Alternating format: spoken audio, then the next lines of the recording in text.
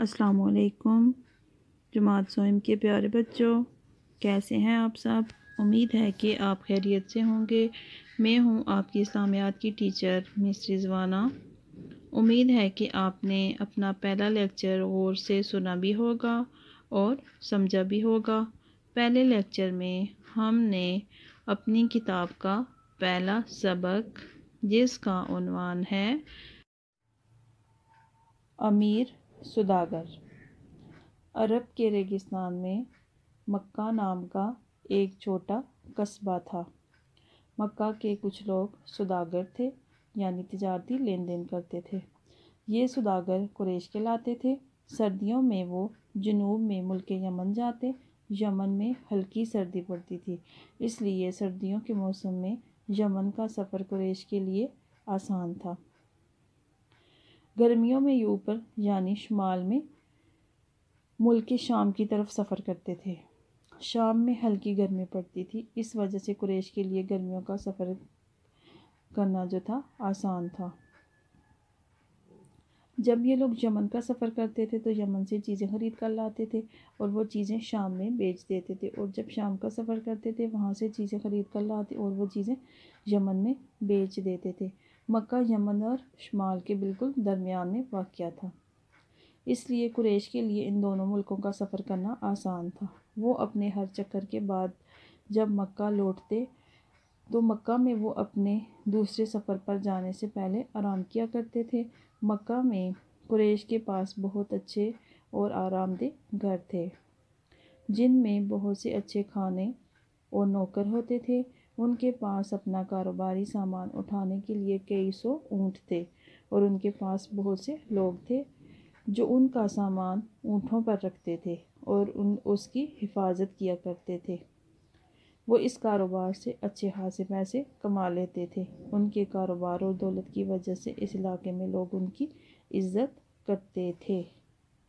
हम अपने इस सबक का काम कापियों पर लिखेंगे, और आपने ये काम अपनी कापियों पर साफ़ सुथरा करके लिखना है।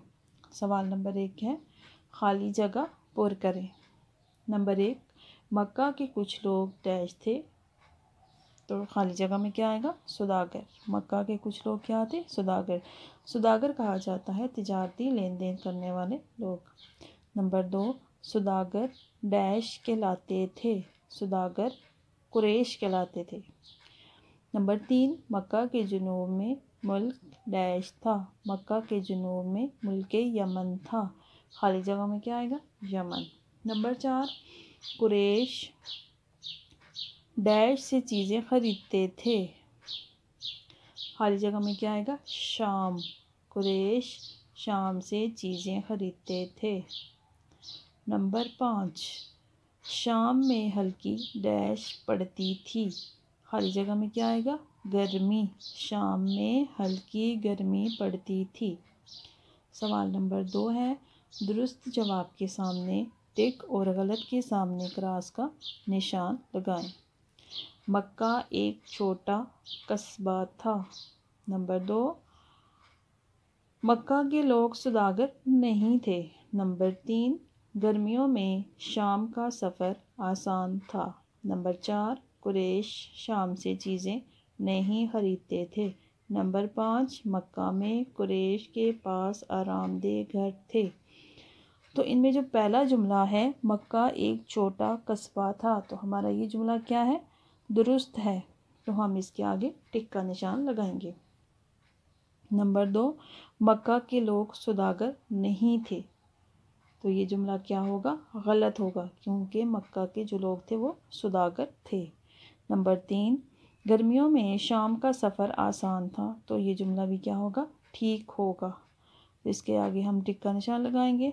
कुरैश शाम से चीज़ें नहीं खरीदते थे, तो ये जुमला क्या होगा? गलत होगा, क्योंकि कुरैश के जो लोग थे वो शाम से भी चीज़ें ख़रीदते थे और मुल्क यमन से भी। नंबर 5, मक्का में कुरैश के पास आरामदेह घर थे, तो ये जुमला हमारा क्या होगा? ठीक होगा। तो ये था बच्चों हमारा आज का सबक। इंशाअल्लाह लेक्चर नंबर 3 में हम इस सबक के سوال اور جواب کریں گے۔ تو آج کے لیے اتنا ہی۔ آپ نے یہ سبق اپنی کاپیوں پہ لکھنا